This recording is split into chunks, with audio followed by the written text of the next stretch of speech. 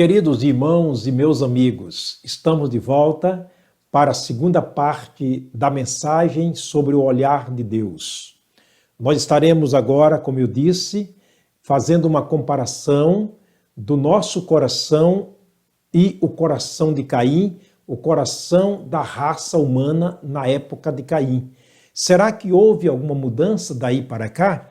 Interessante que dessa vez passaram-se 6.000 anos e Deus agora se levanta para olhar para nós, ver o nosso coração, ver a nossa situação, esperando ter havido alguma mudança durante todo esse tempo. Será que houve?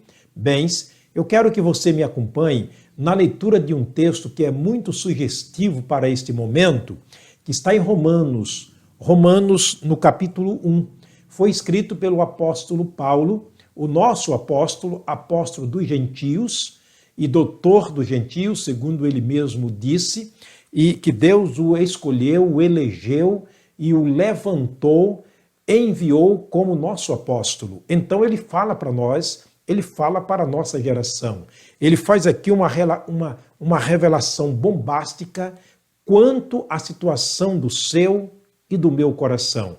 Depois de 6.000 anos, como está o coração da sociedade na qual eu e você estamos inseridos? Vamos ver? Aqui ele vai falar diretamente do nosso coração. Observa, Romanos capítulo 1, eu quero ler o versículo 18. Porque do céu se manifesta a ira de Deus sobre toda a impiedade e injustiça dos homens que detêm a verdade em injustiça. Parece-me que, pelo ver aqui, Deus continua irado conosco. Deus continua olhando e vendo que as nossas ações são ações injustas. Quais injustiças nós estamos cometendo sobre a face da terra, ao ponto de Deus agora dizer que do céu é manifestado a ira de Deus sobre a impiedade e injustiça dos homens. Observa que o homem aqui está escrito no plural. Dois homens, não é do homem. Não se trata mais do homem Caim. Não, agora se trata dois homens que estão sobre a terra. Isto é, está falando de mim, está falando de você, está falando de nós. Eu vou ler um texto bastante longo, mas vale a pena ser lido porque dispensa qualquer comentário, porque Deus está irado com a raça humana da nossa geração. Vejamos então. Eu vou ler a partir do versículo 21 até o 32. Se você não tem condição de ler agora junto comigo, por favor, depois pegue a sua Bíblia, abra em Romanos capítulo 1, leia todo o capítulo 1 de Romanos e verás então porque Deus está irado conosco, porque Deus continua ainda irado conosco. Que tipo de mal temos praticado sobre a face da terra para despertar a ira de Deus? Versos 21 até o 32.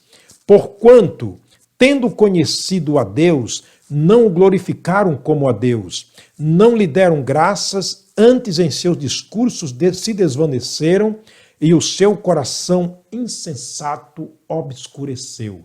Parece que a situação ficou pior. O seu coração insensato obscureceu.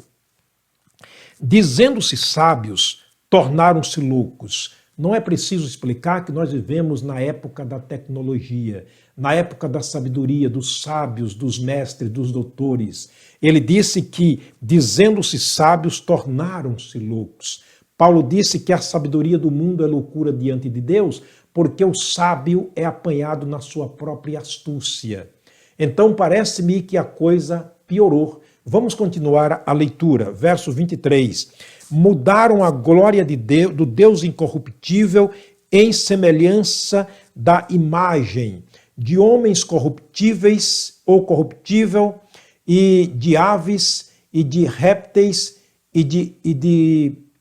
melhor dizendo, eu vou repetir o versículo 23. E mudaram a glória do Deus incorruptível em semelhança da imagem de homem corruptível, e de aves, e de quadrúpedes, e de répteis. Olha o que eles fizeram na sua sabedoria com a imagem de Deus. Continua o texto descrevendo o coração do homem. Por isso também Deus os entregou às concupiscências de seus corações, à imundícia, para desonrarem seus corpos entre si. Já que desonraram a Deus, é claro que o caminho agora é desonrarem-se a si mesmos. O verso 25 diz: pois eles mudaram a verdade de Deus em mentira e honraram e serviram mais a criatura do que o Criador, que é bendito eternamente. Amém. Agora, o verso 26, Deus diz: por isso Deus os abandonou às paixões infames, porque até as suas mulheres mudaram o uso natural ao contrário à natureza. E semelhantemente também os homens, deixando o uso natural da mulher, se inflamaram em sua sensualidade, isso é para com os outros, homem deitando com homem, cometendo torpeza e recebendo em si mesmos a recompensa que convinha o erro. Que coisa triste o coração do homem dos dias atuais.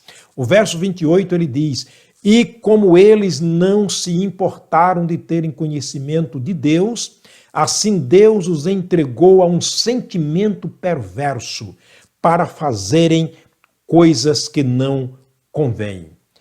Agora Deus os entregou aos seus sentimentos malignos, a fim de que eles pratiquem todo tipo de obra má, e até legalizado por lei. Portanto, observa que hoje a situação da raça humana parece-me que é muito pior, levando em conta que hoje nós somos muito mais em número, e o profeta disse que quanto mais eles aumentaram, mais eles pecaram contra Deus. Obviamente, quanto mais cabra, mais cabrito, como já diziam os antigos. É claro que hoje nós somos uma população inumerável em relação à geração do passado, portanto, é de se entender que o pecado se avolumou muito mais. Agora veja qual é a situação que Deus está descrevendo do coração do homem desses dias atuais. É verdade que ficamos assustados, ficamos admirados quando vemos ali o coração de Caim acumulando a inveja, acumulando o ódio, acumulando a amargura e o desejo de homicídio contra seu irmão. E o coração dos homens de hoje? O que será que existe no coração deles? Bem, me acompanhe agora o versículo 30 até o 32 e vejamos o que ele diz. Aliás, versículo 29, melhor dizendo, certo? O verso 28, Deus entregou, certo, as suas impurezas, e porque eles não tiveram conhecimento de Deus, Deus o entregou para fazer coisas que não convêm. E os versos 29 em diante vai descrever o que está no nosso coração. No coração da nossa geração, exatamente isso mesmo, não há como fugirmos. Olha o que diz o verso 29 ao 32. Estando cheios de toda a imundícia, fornicação, malícia, avareza, maldade, cheios de inveja, homicídio, contenda, engano, malignidade, sendo murmuradores, difamadores, aborrecedores de Deus, injuriadores, soberbos, presunçosos, inventadores de males, desobedientes aos pais e às mães. Será que estamos vendo isso na nossa geração? É possível que estejamos. O verso 31 ele diz: nécios, infiéis nos contratos, sem afeição natural, irreconciliáveis, sem misericórdia. Será que esses males fazem parte da sociedade na qual estamos inseridos? É possível, a Bíblia tem razão. Nós precisamos mudar, a Bíblia não. Eu posso até não aceitar o que a Bíblia diz, mas na verdade, através de um exame bíblico, nós hemos de constatar que a Bíblia tem razão, a palavra de Deus tem razão. O laudo de Deus continua sendo o mesmo de Marcos capítulo 7, versos 21 a 23. O verso 32, ele termina o seguinte: os quais, conhecendo o juízo de Deus, que são dignos de morte os que tais obras fazem, ou tais coisas praticam, eles não somente as fazem, mas também concordam e apoiam aqueles que estão fazendo. Será que nós temos hoje pessoas que apoiam este grupo de rebeldes, de maus, de foras da lei de Deus? É claro, não existe apenas aqueles que fazem, mas aqueles que apoiam e que criam leis para apoiar esses grupos rebeldes contra a palavra e a pessoa de Deus. Pelo jeito, parece que estamos caminhando para um fim triste da nossa geração. Deus um dia há de se levantar para julgar essa nação. Quer ver mais um texto que Paulo escreveu para nós? Na segunda carta dele, escrita a Timóteo, ele vai falar mais uma vez sobre o coração do homem. Capítulo 3, versículos de 1 a 5, da segunda carta de Paulo a Timóteo. Ele disse: sabe, porém, isto, que nos últimos dias sobrevirão tempos trabalhosos. Agora, Paulo, numa visão espiritual, movido pelo Espírito Santo de Deus, ele escreve para os nossos dias. Ele disse: nos últimos dias haverá ou sobrevirão tempos trabalhosos. Por quê? Os tempos trabalhosos. Ele vai dizer: porque haverá homens amantes de si mesmos, avarentos, presunçosos, soberbos, blasfemos, desobedientes a pais e a mães, ingratos e profanos. Observa que o que ele escreveu em Romanos capítulo 1, ele está repetindo aqui dizendo que nesses últimos dias essas práticas se revelariam e parece que estamos vendo ao ponto de apalpá-las. E o verso 3 ele diz: sem afeto natural, irreconciliáveis, caluniadores, intemperantes, cruéis, sem amor para com os bons, traidores, obstinados, orgulhosos, mais amigos dos deleites do que amigos de Deus, tendo aparência de piedade, mas negando a eficácia dela. Observa que a lista é grande de todos os males e de características dos homens da sociedade na qual estamos inseridos, e na verdade o que Paulo está escrevendo, ele está escrevendo para os nossos dias. Por que será que o coração do homem não muda tão facilmente? Bem, essa pergunta eu não posso te responder, mas a Bíblia Sagrada responde. Vamos para Jeremias.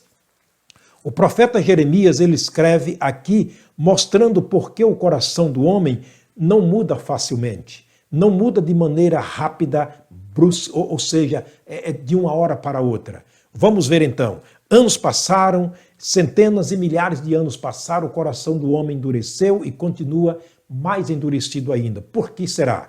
Deus vai dizer para nós no capítulo 17 de Jeremias, ele usou Jeremias para escrever isso aqui para nós. Capítulo 17, versículo 1. O pecado de Judá está escrito com ponteiro de ferro, com ponta de diamante, gravado na tábua do seu coração, nas pontas dos seus altares. Observa que Deus diz que o pecado do homem está está gravado, como que um ponteiro, ou com um ponteiro de aço no seu coração. É uma gravura realmente irremovível. Nada neste mundo pode remover o pecado do coração do homem. Observa que quanto mais dias nós passamos aqui, mais a situação está se agravando. Está agravando-se o quadro de pecado no meio da sociedade. Cada dia uma notícia diferente. Parece-me que realmente há algo irremovível e, sobretudo, crescente no coração do homem. Vamos voltar para o capítulo 1 de Jeremias e vamos ver se existe alguma maneira de lavar o nosso coração. É possível que exista alguma maneira de lavar realmente o coração do homem, quem sabe através das boas obras, da justiça, de um tratamento, de se tornar bonzinhos na sociedade, a educação. Parece-me que tudo isso falha quando nós lemos Jeremias, capítulo 2, ou capítulo 2, versículo 22. Olha o que ele vai dizer para nós. Por isso, ainda que te laves com sabão, a mancha, ou seja, melhor dizendo, desculpe, eu vou repetir o versículo 22.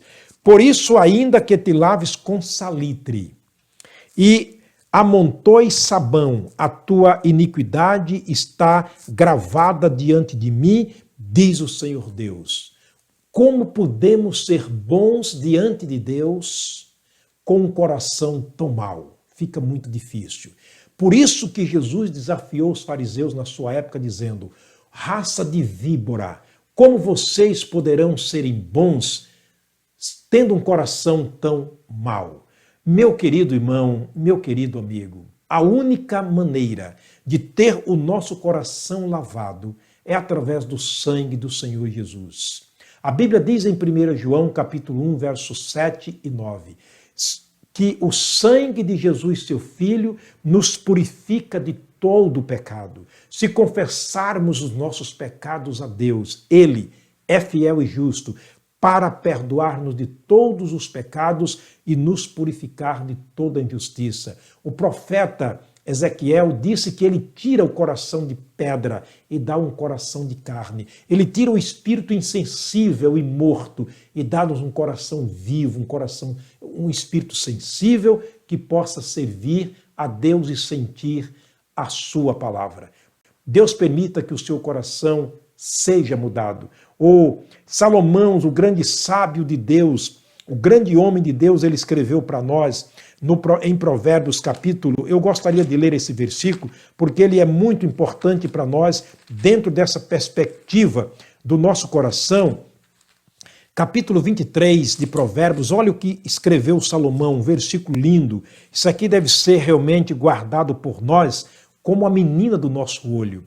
Capítulo 23, verso 26, ele vai dizer para nós o seguinte: Dá-me, filho meu, o teu coração, e os teus olhos observem os meus caminhos. Observa que ele está dizendo: dá-me, filho meu, o teu coração, e os teus olhos a partir daí irão observar os meus caminhos. Só com o coração na mão de Deus é que os nossos olhos se abrirão para ver os caminhos de Deus e o caminho melhor a seguir neste mundo.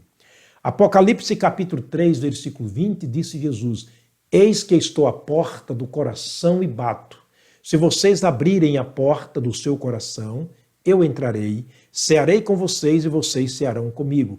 A palavra cear está falando de comunhão. Eu terei comunhão contigo e você terá comunhão comigo. Que tal se o nosso coração agora se abrisse para o Senhor?